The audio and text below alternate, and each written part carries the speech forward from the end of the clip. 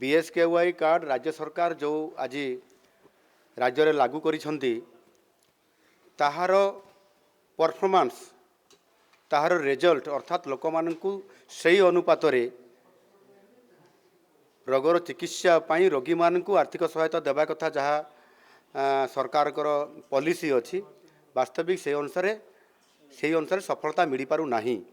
अनेक रोगी डाक्तरखाना फेरी जाउछंती सरकारी डाक्तरखाना ट्रीटमेंट बा चिकित्सा हो पारु नाही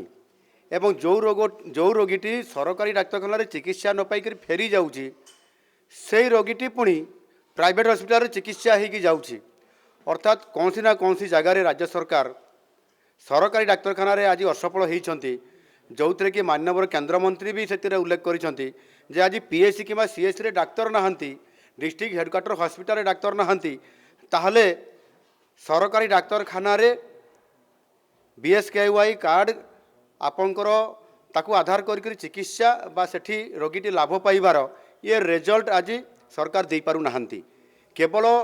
आपणकर बड़ बड़ होर्डिंग लगेदेले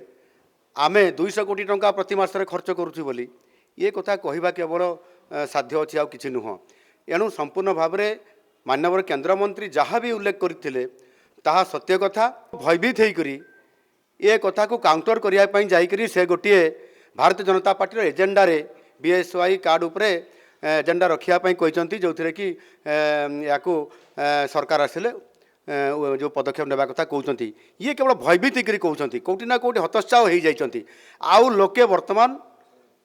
सरकार धुआं बाण को एवं बीएसवाई कार्ड उपरे जेभली भाव में लाभ पाइबा कथा पाऊना एवं लोक आज तार उचित जवाब देवाई जिते आगे आसुँच से क्षेत्र में लोक केवल गोटे निर्वाचन रे पार होगापाई आश्वासना देवा कथा किसी नुह। ये संपूर्ण भाव में केंद्रमंत्री बयान एवं केंद्रमंत्री जो रिपोर्ट देते सत्य अटे।